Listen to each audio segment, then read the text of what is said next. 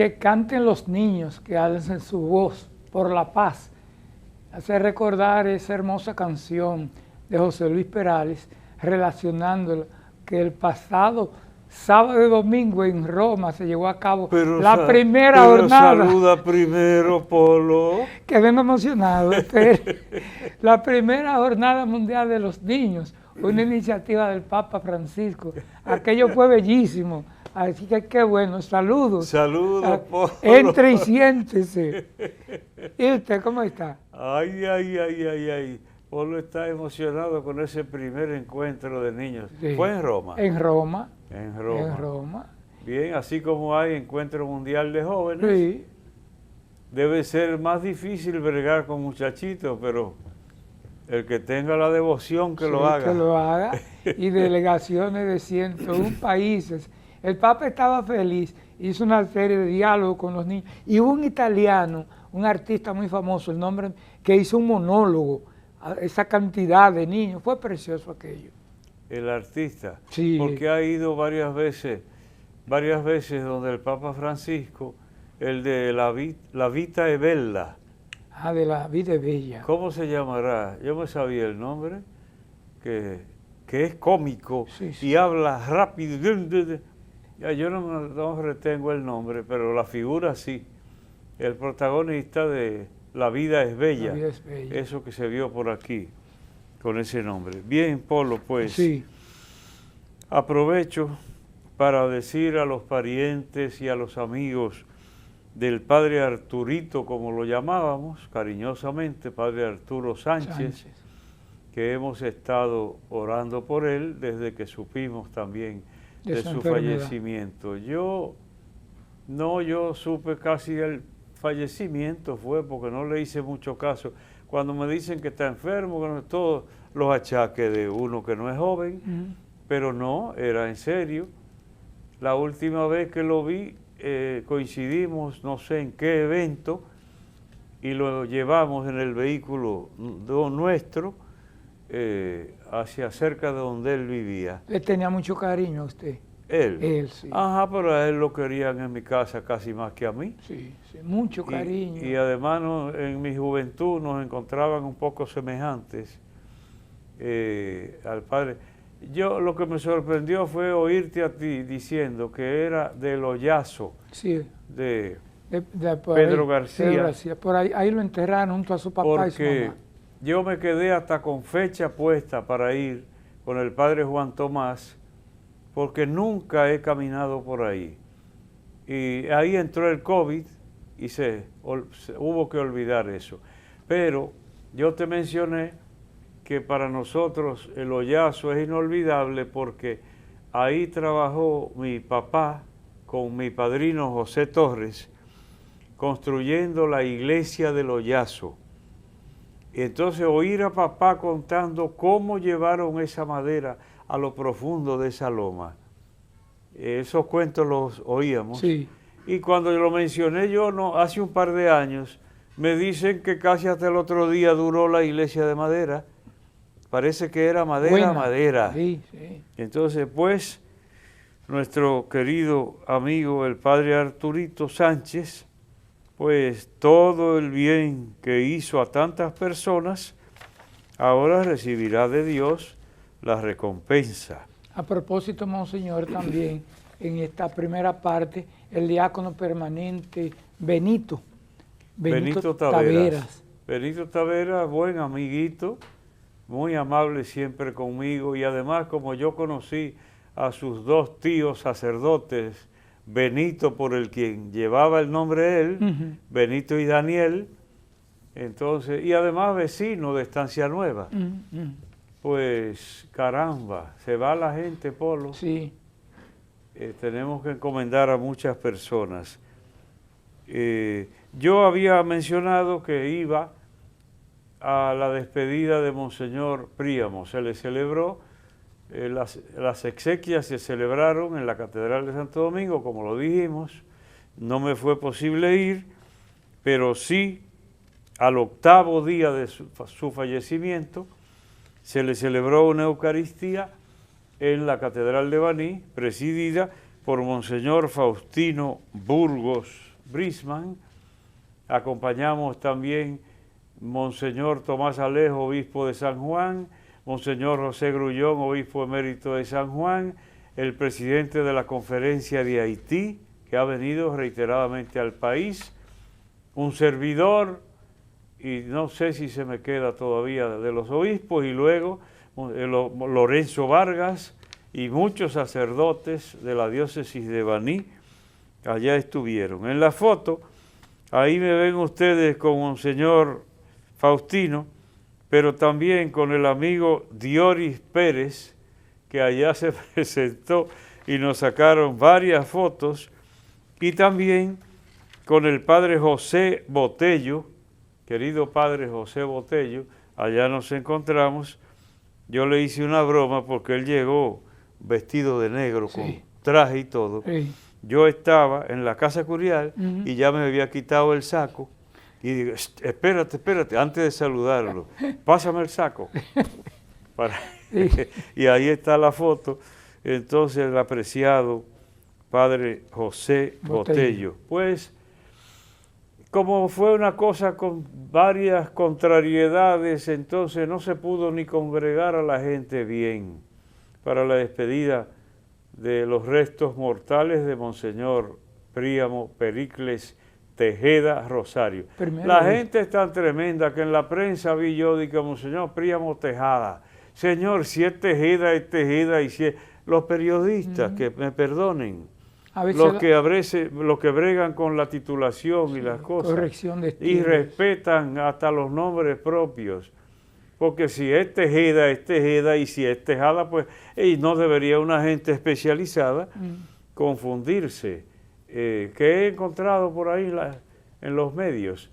Entonces digo, fue eso tan accidentado que no hubo tiempo de avisar a la gente, y por eso no fue numerosa la participación de los fieles en esa misa de despedida de las cenizas, porque era lo que quedaba según la voluntad de él. Entonces ese mismo proceso en el país causó contratiempo, pero ya, gracias a Dios, yo no esperé lo último, que era llevarlo al lugar de descanso, que era el monasterio de las Carmelitas Descalzas de Baní, nuestras queridas amigas. Esas estarán conmigo, yo no sé ni cómo, porque estaban todas allá. Sí. Y yo hice así, ¿para ti, para qué te tengo? Que casi ni esperé el final. Porque si es como quien dice un entierro, y yo voy a donde esa monja, no voy a poner la cara larga, sino a saludarla. Sí, sí. Entonces no fui. No fui. Esa seguro me tienen guardado alguna cosita, sí, por ahí. Sí. Pues mire, antes de entrar a la palabra, permítame saludar al padre Juan Pablo, sí, que está en la parroquia Santa Ana de Nivaje, que dice, sí, que le gusta mucho. Que no nos acudió el nombre, porque ya yo estoy... que los nombres, parece que el calendario me va a golpear mucho por ahí, sí, con los nombres. Y uno que conoce tanta gente y tantos curas en Santiago, yo a veces tengo que hacer un esfuercito. Es como las mamás en la casa de los campos, sí, sí, las madres de familias numerosas. Fulanito, que no es a ti. Es a ti. Y madre con 15 hijos. Ese era un cuadro común, sí, en las familias numerosas. Sí. Y a mí me pasaba en el seminario, con un grupo de 34 seminaristas que yo atendía. Sí. Fulanito, y mezclaba todo. Sí, así es. Y ahora con la vejez, dígame usted, esto se va a poner sabroso. Apolo, ¿cómo le diré yo? Cosito. Cosita. Yo le dije que tengo una familia que de apodo le dicen Cosita. Se lo dije la semana pasada. De ahí, familia nuestra, en el Papayo, por ahí cerca de la casa sacerdotal. ¿Y a él le dice? A ella, Cosita. Cosita. Cosita, de nombre así. Porque así decía uno, Cosita, ven acá. Sí, a ella se le quedó. Cuando se le olvidaba el nombre, sí, o no lo sabía. Bueno, pues ahí está. Bien. Hoy me tengo que recoger más. Después de esta parte ahí, porque vamos a entrar ahora a la palabra. noveno domingo del tiempo ordinario. Iniciamos la novena semana del tiempo ordinario. El Santo Evangelio según San Marcos, en el capítulo segundo. Capítulo segundo, verso 23, hasta el capítulo tercero, verso 6. San Marcos 2, 23, 3, 6. El sábado atravesaba el Señor un sembrado. Ubiquémonos, Polo. Sí, el contexto ahí. El contexto. Y toda palabra da de una vez para que uno profundice y comprenda un poco mejor el mensaje, no el texto, el mensaje del Evangelio que se contiene en ese texto. Y para eso el que entienda mejor el texto, pues puede quizá entender también mejor el mensaje. Un sábado, dice, no es poco significativo, porque un sábado, porque quiere decir el día de fiesta por excelencia del mundo judío. Sagrado. El sábado. No era domingo ni era nada. El sábado era el día grande. Entonces, como en algunos lugares todavía el domingo, que guarda mucha solemnidad, la gente va, participa de la Eucaristía, algunos familiares visitan a otros, y hay lugares, sobre todo urbanos, no se diga, por ejemplo, Nueva York y esos mundos por allá, que a veces la gente ni se acuerda que es domingo, trabajando. Pues bien, ese era el día grande para el judío, y ese día atravesaba el Señor un sembrado. Si no se sabe eso, no se entiende lo que viene. Mientras andaban, los discípulos iban arrancando espigas. Bien, a veces por ociosidad uno se echa esos granitos en la boca, como sucede con nosotros con algún producto agrícola. Yo no tenía reparo en el qué día era, si pasaba por el conuco y encontraba unos molondroncitos tiernos. Se iban. Y que ha de saberse que los pepinos también me encantaban. Sí. Hay cosas, ay tú, pero la gente que quiere a uno, Polo, y la deuda de gratitud que uno tiene, que yo he hablado tanto de eso, porque Lucila, hermana de mi padre, López Bretón López, esa sabía de mi devoción a los molondrones. Y cuando yo bajaba del seminario de la capital al campo, y ella se enteraba, le guardaba. Allá me mandaba. Qué bien. Allá me mandaba. No vivíamos cerquitica, me mandaba mis molondrones. ¡Ay, qué deuda de agradecimiento! Pues bien, estos pasaban por el sembrado, y lo que había era trigo. Entonces, pues se coge un poquito, unos granitos de trigo, como le hacía uno. Como le hacía al maní, cuando se sembraba mucho maní. Sí, lo que pasa es que ahí a veces hasta nos arriesgábamos, porque el maní venía con un veneno para espantar los insectos. Sí, es verdad. Sobre todo las hormigas, y nosotros éramos capaces de coger el puñito de maní y hacerle así, y soplarle, disque, y se lo comía con el resto. Así, a eso no llegaban los discípulos del Señor. Pues bien, los fariseos le dijeron, oye, ¿por qué hacen en sábado lo que no está permitido? ¿Qué es lo que no está permitido? Trabajar en sábado. Pero era un control casi absoluto. Trabajar en sábado. Y encontraron que agarrar unas espigas de trigo era trabajar. Y hacerle así, y soplar y comérsela, era trabajo. ¿Hasta dónde puede llegar la escrupulosidad en la observancia de los preceptos, que puede ser dañino, Sí. El porque extremo. una anomía total, una sociedad sin ley, es una calamidad, un desastre. Pero personas sometidas a la ley como un yugo, también es un desastre. Mira que un extremo y otro extremo. Entonces aquí estamos, en el extremo del legalismo. ¿Por qué hacen en sábado lo que no está permitido? Y Jesús les respondió, ustedes no han oído nunca lo que hizo David, el rey David. Cuando él y sus hombres se vieron faltos y con hambre, antes se decía así, Faltos. en el Quijote incluso me parece que así dice, faltos, cuando no tienen alimento. Así es que dicen, se vieron faltos y con hambre.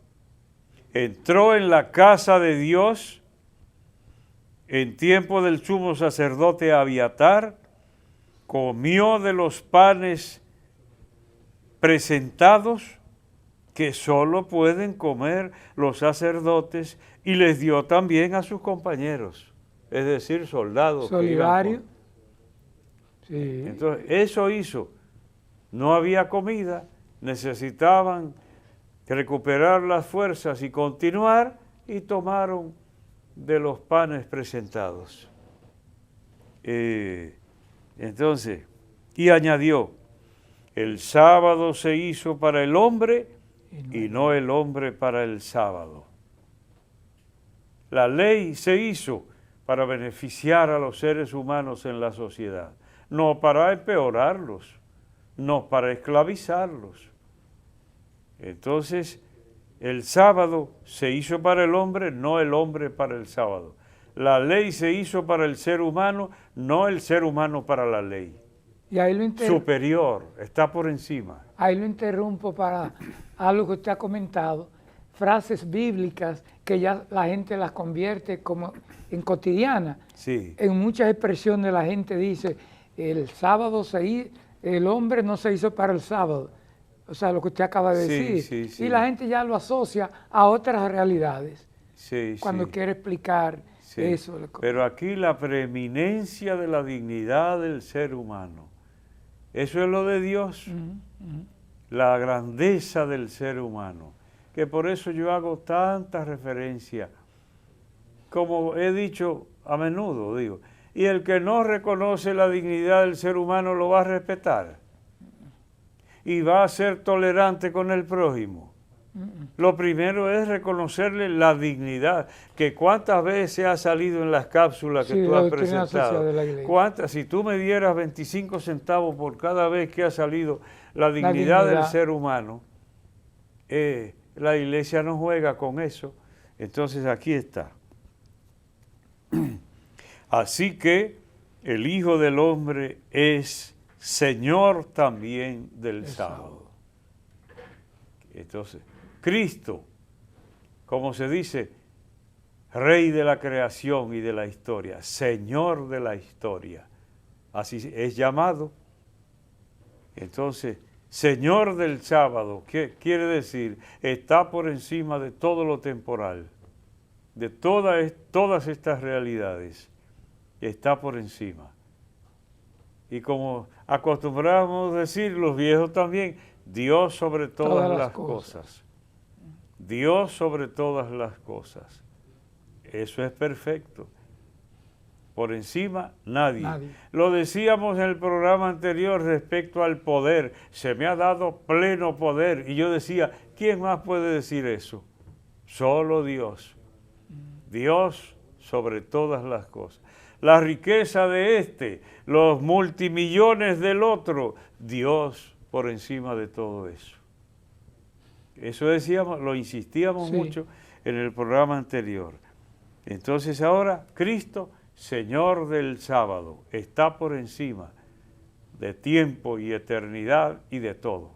Es Dios, es Dios.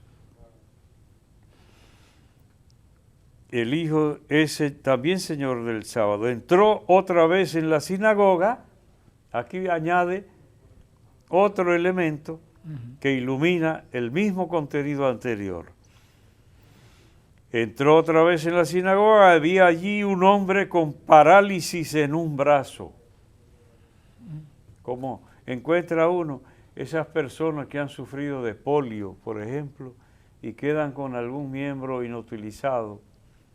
Entonces, ahí estaba el hombre con parálisis en un brazo. Y sigue, estaban al acecho para ver si curaba en sábado y acusarlo.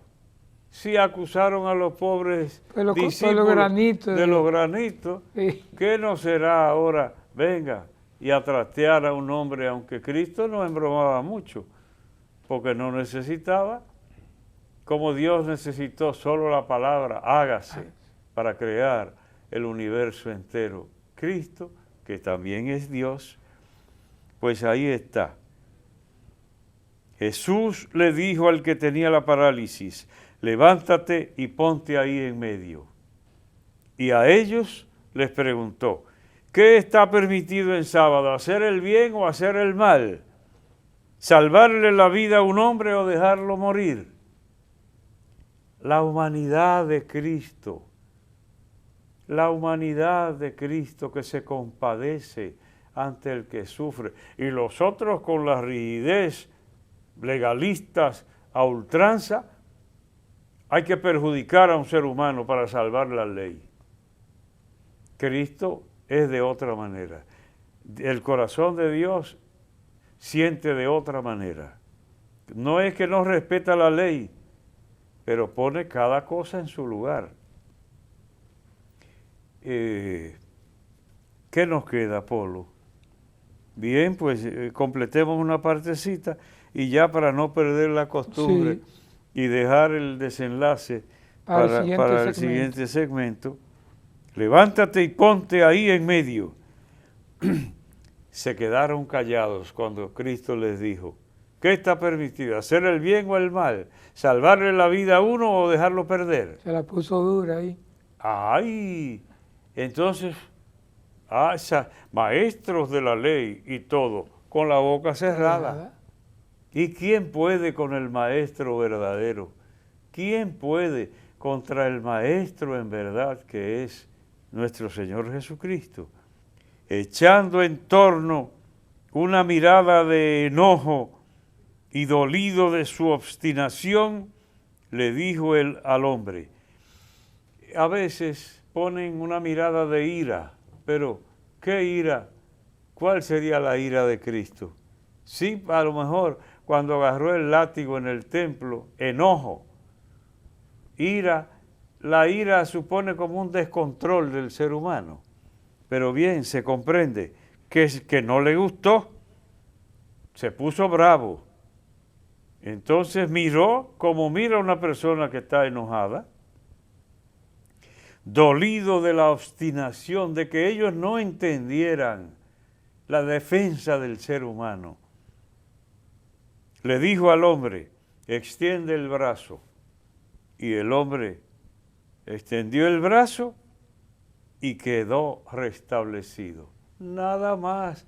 No tuvo que ir como hacen a veces, haciendo piruetas, veo yo en la televisión, tumbando gente y cosas, y con unos gestos que dijo, Jesús Santo Cristo, eso no se parece a Jesucristo ni remotamente. Un espectáculo. Porque Cristo no tenía tanto aparataje. Mire aquí, levanta el brazo.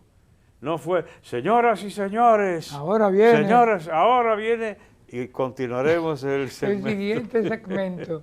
Esto es Comunicación y Vida. Nos vamos a la pausa y cuando regresemos continuamos ya con la aplicación, luego la palabrita y otros contenidos. Siga con nosotros.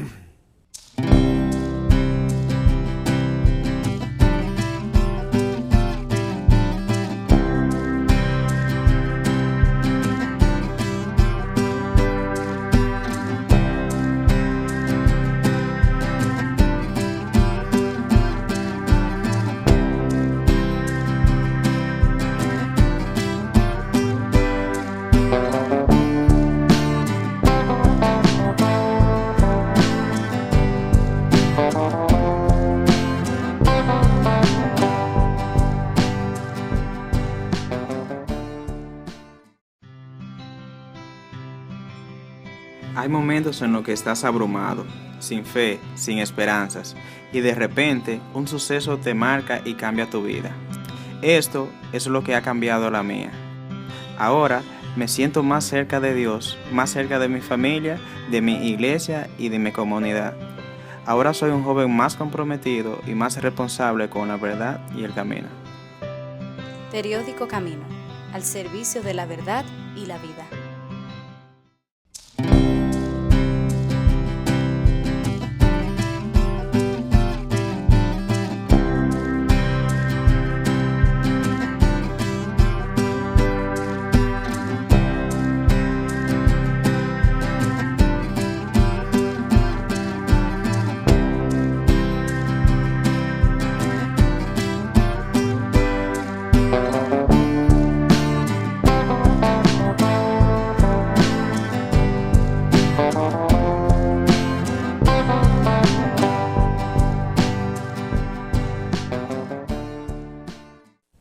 Gracias por continuar con nosotros en Comunicación y Vida. Continuamos con la palabra.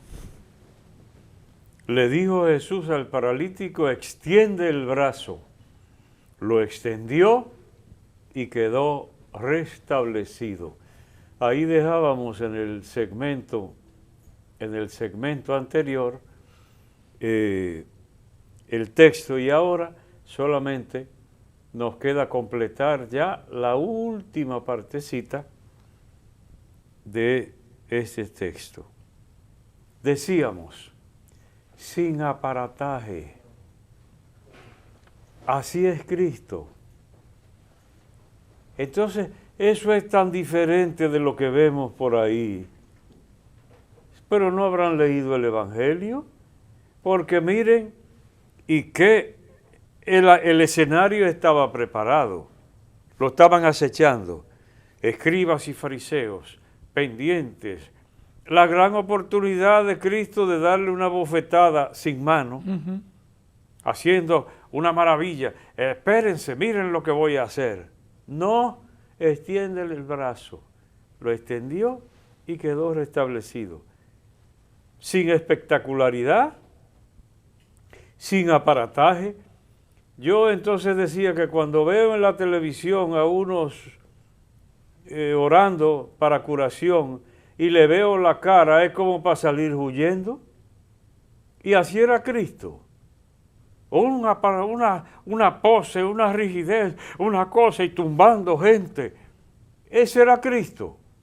Simplemente con mirarlo, decir una palabra o un gesto tan simple como este enfermo levantar un brazo, que a saber confió, porque si era paralítico no tendría dominio sobre el brazo, pero confió en la palabra, que es la otra faceta. Yo no tenía pensado mentar eso, pero ahí está. Era paralítico y Cristo le dice que levante el brazo. ¿Cómo lo va a levantar? Pero él creyó. Ahí tiene la otra parte. O sea, la contrapartida necesaria a la obra de Dios es la fe del creyente. Y no pudo hacer ahí casi ningún milagro porque no tenían fe, como leemos en el Evangelio. Este tenía fe y por eso confió. Y sucedió, simplemente sucedió la maravilla. Ahora, me viene a la mente, Polo, que algo de lo que yo he visto y tú no has visto, porque tú has visto muchas cosas, y además creo que hasta priva de como yo te dije una vez, ay, que yo estuve no sé dónde, y tú no amaneciste una vez en la casa de Ho Chi Minh, y le diste clase a los hijos de... Entonces, una que yo vi fue la siguiente. Para esto, ya que lo mencioné, lo de la televisión, de oradores, o sea, gente orando y tumbando gente. ¿Tú has visto eso? He visto. A menudo aparecen, Sí. porque hasta yo que veo poca televisión. Entonces, mira la que me sucedió a mí. Fue a dar unas clases a un curso del que yo participé, Boaventura Kloppenburg. ¿Qué combinación? Boaventura es portugués, porque es de Brasil, Sí. y Kloppenburg, ya tú sabes, alemán, que hay muchos en Brasil, también. Sí. Obispo, fue a darnos unas clases. Y nosotros sabíamos que él tenía dones paranormales. Lo sabíamos. Y le pedimos que nos explicara. Entonces, cosas tremendas.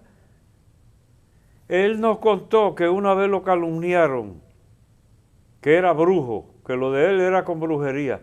Y el Papa lo reclamó de Roma, Pío XII. Sí.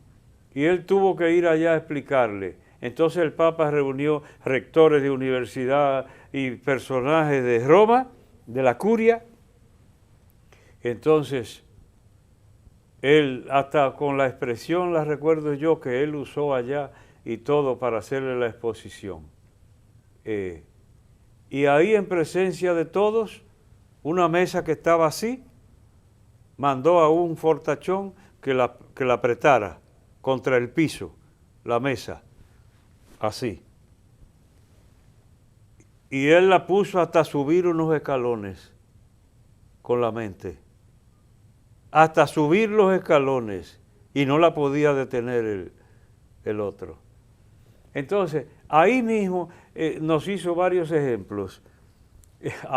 Perdón, pero hay hasta chistes, pero la vida es chistosa, ¿qué vamos a hacer?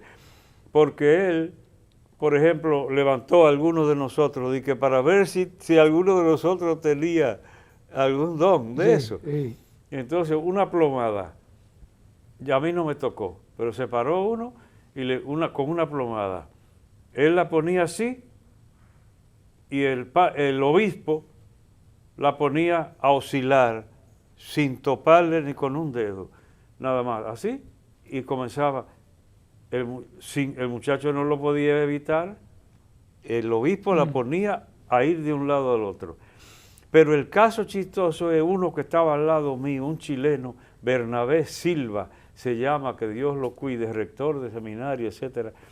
Entonces, él dijo, vengan varios voluntarios, sacerdotes, y le puso, como hacen en la televisión, detrás a cada uno detrás, y le dijo, esté pendiente el que está detrás, porque en un momento van a caer. Entonces dice, bueno, salieron, y salió este que estaba al lado mío, y en un santiamén, todito, aparado por los que estaban atrás. Y vino este Bernabé y me dijo, yo que salí dispuesto a resistir, el primero que cayó, y dice, y yo que salí dispuesto a resistirle. Entonces, ¿eso era con qué? El poder de Dios, magia, poderes paranormales que algunos seres humanos los tienen unas facultades que no tenemos, el común de los mortales, y él eso lo tenía naturalmente de él. No es brujería ni ninguna cosa. Quiere decir que eso se puede hacer hasta sin oración. Este no dijo, cuando cuente hasta 3, caerán para atrás, dijo. Y contó y cayeron. Entonces, para que no nos dejemos engatusar, que hay obra de Dios y hay cosas naturales que ya están en el mundo, como es, por ejemplo, que una persona caiga involuntariamente contra su voluntad, alguien tenga poder de hacerlo caer. Por ejemplo, la hipnosis que se utiliza, es delicado, pero se utiliza hasta en tratamientos terapéuticos, la hipnosis.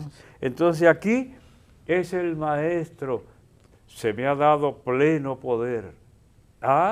Tanto poder que sin aparataje deja restablecido y sano completamente un miembro atrofiado, dañado de una persona. Ese es Cristo el Señor. Ahora, ¿cómo concluye este pasaje? ¿Color de rosa? Vamos a ver. ¿Apuesta? Bien. Mal. Mal. Mal. Mal. En cuanto salieron de la sinagoga, los fariseos se pusieron a planear con los herodianos el modo de acabar con Jesús. Eso es paradójico. Hace un bien, cura a un enfermo. El hombre saldría por ahí voceando y haciendo piruetas con el brazo que ya estaba restablecido. Y los malandrines, maestros de la ley y jefes del pueblo, buscando la manera de acabar con Jesús. Porque haciéndole el bien, le tumbaba el liderazgo a ellos. Y entonces se iba a hablar más de Jesús que de ellos, y no lo podían permitir, a machacarlo por hacer el bien, y lo lograrán, porque la pasión de Cristo, ¿qué es? Pero bien, ya lo dejamos ahí, Polo. Bueno, concluimos con la palabra. Ahora vamos a entrar a la palabrita que nos tiene. Parece que uno respira por la herida. Sí. ¿Cuál tiene usted? Porque tengo incineración, cremación.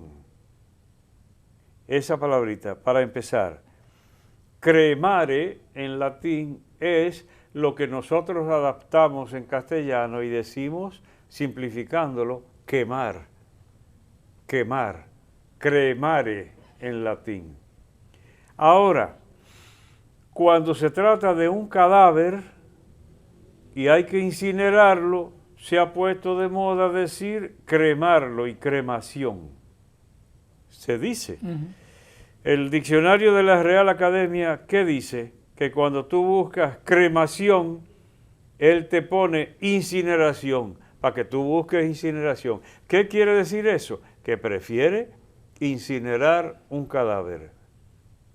Entonces, pero, lo he mencionado así, y después de quemar, puse ahí también, pero ya eso lo sabemos nosotros, quemarse hasta en un examen.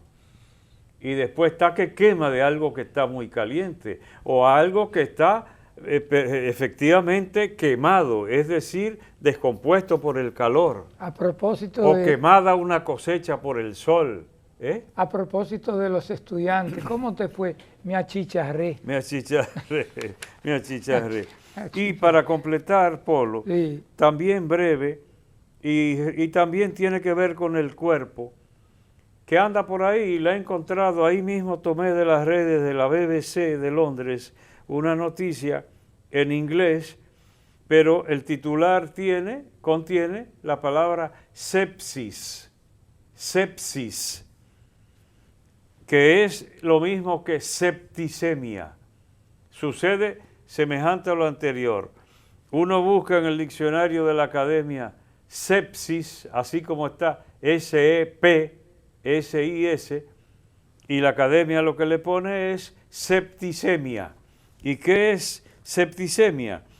Infección generalizada producida por la presencia en la sangre de microorganismos patógenos o de sus toxinas. Me vino a la mente que con la enfermedad del Papa Juan Pablo II, ahora San Juan Pablo II, al final lo atacó una septicemia general, decía. ¿Y qué es una septicemia? Una infección generalizada en el organismo. Eso es sepsis, que se usa así en inglés, y septicemia, que es lo preferido por la Academia, para nosotros cuando nos vayamos a referir a esa putrefacción o infección generalizada del organismo. Concluimos con la palabrita. Y ahora paso a nuestra cápsula del Compendio de Doctrina Social de la Iglesia. En esta ocasión hemos escogido el 194, que dice: el mensaje de la doctrina social de la Iglesia acerca de la solidaridad pone en evidencia el hecho de que existen vínculos estrechos entre solidaridad y bien común, solidaridad y destino universal de los bienes, solidaridad e igualdad entre los hombres y los pueblos, y solidaridad y paz en el mundo. Qué bonito está esto. Solidaridad, paz. cuando uno es solidario, y este pueblo lo ha demostrado tantas veces, se nota una convivencia mejor y alegra al otro y además ayuda a recobrar su dignidad. He dicho. ¿Y la realidad está de acuerdo con eso que tú dices? En algunos lugares, pero hay lugares que no. La solidaridad es como parte de la historia. Hay gente que no es solidaria y usted y yo hemos contado varias veces de personas con nombre y apellido que conocemos que a pesar de la pobreza, de lo poco que tienen, son solidarios con el que no tiene nada. Debería entonces, como lo ha hecho el Papa Francisco, que ha insistido tanto, la solidaridad entre los pueblos, porque no es suficiente la solidaridad entre las personas, porque suponte tú que se pudiera lograr un pueblo en que toda la gente se lleve bien y sea solidaria internamente, pero ¿y si no sucede lo mismo con los vecinos? Porque está al lado. Entonces tienes tú un pueblo solidario peleando contra otro pueblo solidario. No puede ser. Entonces la solidaridad no debe conocer fronteras ni territorios. Donde quiera que haya un ser humano, debe ser respetado. Lo que decíamos hace un rato, la dignidad del ser humano, que tantas veces aparece, sobre todo en ese compendio de doctrina social de la Iglesia, la dignidad porque es el recurso último y fundamental, lo esencial, que no puede faltar jamás cuando se hable de un ser humano, es su dignidad. Ahora, esos países que están en guerra, Polo. Millones y millones gastando. Niños pagando la que no deben. Niños. A veces ha habido fotos hasta conmovedoras de esos niños que los sacan de entre un edificio que se ha derrumbado, llenito de cemento y de escombros y de... Como sale ahora en las redes un niño que dijo que ¿y quién tiene la culpa de haber nacido en Belén o en Jerusalén o en Gaza o en no sé dónde? Un niño, ¿qué culpa tenemos? Ahora sale, que es conmovedor eso. ¿Qué tienen que pagar los niños inocentes? Los desacuerdos y las rivalidades de los mayores y la falta de solidaridad. Polo, pero se presta para mucho. Para mucho, sí. ¿Tú tienes algunos saluditos? Sí, tengo por aquí, pues manda. Señor. Tengo por aquí de estas personas que a través de YouTube nos siguen y en esta ocasión Edison Capellán, Ambioris García, Mercedes Fernández y Rosa Margarita Rosario. Así que gracias y agradezco a muchas personas que fuera de la patria nos ven también, en Canadá, en Ontario, Miguel Ángel Rodríguez, allá en New Jersey también doña Modesta Dolores Peralta y tantas personas más. Tita, allá también, y la lista es larga, así que gracias de todo corazón. Bien, antes de mencionar alguna pequeña cosa más. Monseñor, permítame, antes de que usted diga, en esta semana a mí me conmovió bastante mirar la foto de la pareja de misioneros que murieron en Haití. Yo pensé que tú ibas a recordar el Corpus Christi. La próxima semana. Sí. Que me toca cada año ser parte. Sí, y estuve fueron tres, sí. tres, no solo la pareja. Sí. Había un tercero que no tenía nombre y luego también las pandillas en Haití. Entonces, además, hasta el mismo Estados Unidos advirtió que no era seguro viajar a Haití. Entonces, hay cosas que casi se las compra. Es muy lamentable que suceda y que un país no encuentre el camino para vivir pacíficamente. Pero no, ese es otro tema, Polo, muy amplio. Muy amplio, pero quise traerlo porque... Y me da pena porque entonces lo que yo tenía previsto no pega con lo que tú dices, porque es totalmente... no tiene nada de seriedad. Punto y aparte. Nada de seriedad. Porque mira, como yo vivo recogiendo en las redes, ¿tú te acuerdas de tres hermanas mayores, viejas todas? Y dice una, voy a bañarme. Y cuando va en la mitad de la escalera dice, yo iba subiendo. Sí, oiga. Sí. Ese es bueno. Sí. Y entonces dice la otra otro disparate y la que está abajo dice, oiga cómo están esas. Y yo, gracias a Dios, que, pero por si acaso, toco madera. Ella misma dio los golpes. Entonces, mira, esto se parece.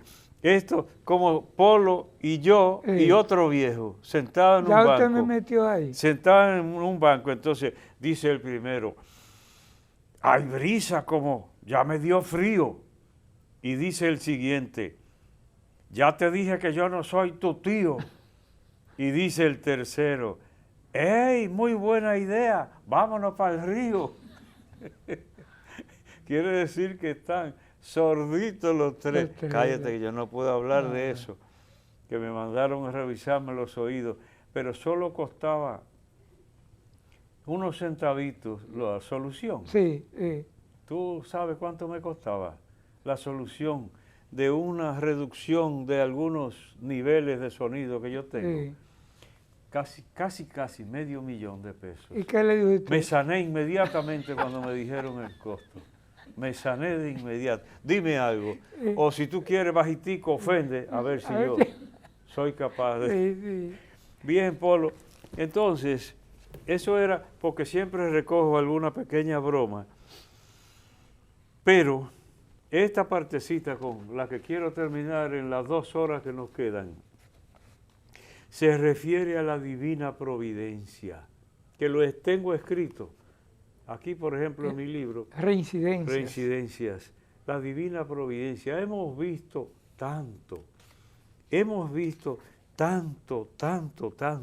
y hemos aprendido de la misma Biblia, como por ejemplo lo de Abraham caminando con su hijo Isaac hacia el sacrificio. Dios proveerá, que es el lema episcopal de Monseñor Osoria. Sí.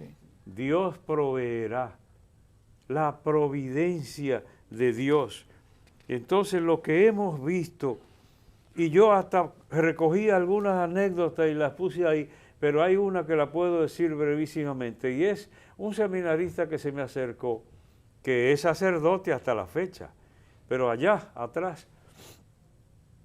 Entonces, triste totalmente, porque acababa de llegar al seminario para empezar un curso, pero el papá, cuando le iba a dar la pensión, siempre lo primero que hacía era un pleito tremendo. Entonces él se iba dolido de que el papá le pagaba el seminario, pero lo machacaba, lo abochornaba. Entonces fue a presentarme esa situación. Y entonces yo le dije, bien, si tenemos vocación, Dios está comprometido con nosotros. Tú lo que tienes que averiguar es si tú tienes vocación, porque si la tienes, Dios buscará la manera de resolverte. Le dije yo, y no le dije más, pero resulta que yo había venido a mi casa y se estaba reconstruyendo la casa de los viejos, que lo que íbamos a hacer era de que una reparacioncita mínima, y cuando se empezó se cayó porque todo estaba podrido, madera. Entonces nos metimos y me dijeron, no hay más dinero, lo que tú trajiste se acabó. Digo, pues se acabó aquí en todas partes porque no hay. Entonces después que hablé con ese seminarista, me llamó un sacerdote que si yo quería recibir una cantidad considerable para intenciones de misa, yo le dije, muerto, ¿tú quieres misa? Y entonces digo, voy a buscarlo. Y me dijo, no, espera lo que yo te lo llevo allá. Y me lo llevó y con eso se terminó la casa. Volvió el seminarista, entonces, que quería decirme algo, que se apareció uno a pagarle la pensión. Entonces yo le dije, te lo dije. A ti te alegraron con la solución de tu problema. Yo no te dije mi problema, pero yo estoy contento también porque se resolvió. La providencia de Dios.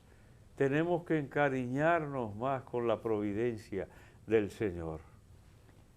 Nos vamos a la pausa, venimos con nuestra oración final. Esto es Comunicación y Vida.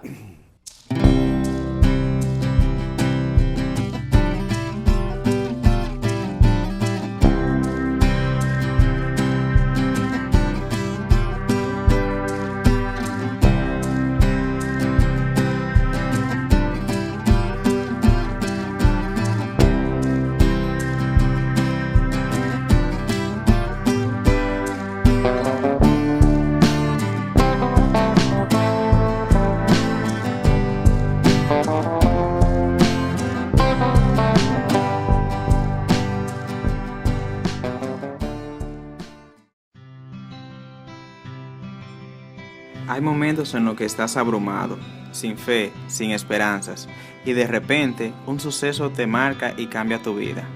Esto es lo que ha cambiado la mía. Ahora me siento más cerca de Dios, más cerca de mi familia, de mi iglesia y de mi comunidad. Ahora soy un joven más comprometido y más responsable con la verdad y el camino. Periódico Camino, al servicio de la verdad y la vida.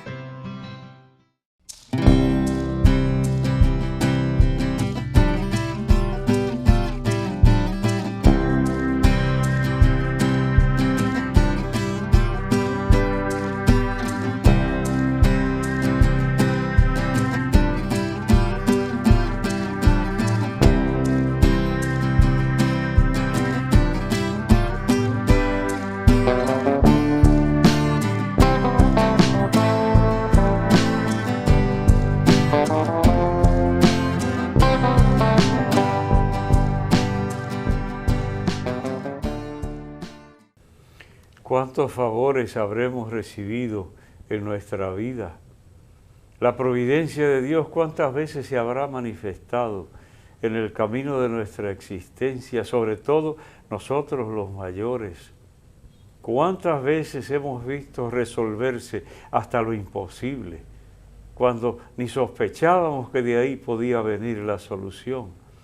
Solo tú, Señor, conoces a cabalidad todo el bien que hemos recibido. Ayúdanos a ser agradecidos y también a tratar a las otras personas como tú nos has tratado a cada uno de nosotros. Te lo pedimos a ti que vives y reinas por los siglos de los siglos. Amén. Las gracias a ustedes por haber estado en Comunicación y Vida. Hasta la próxima semana.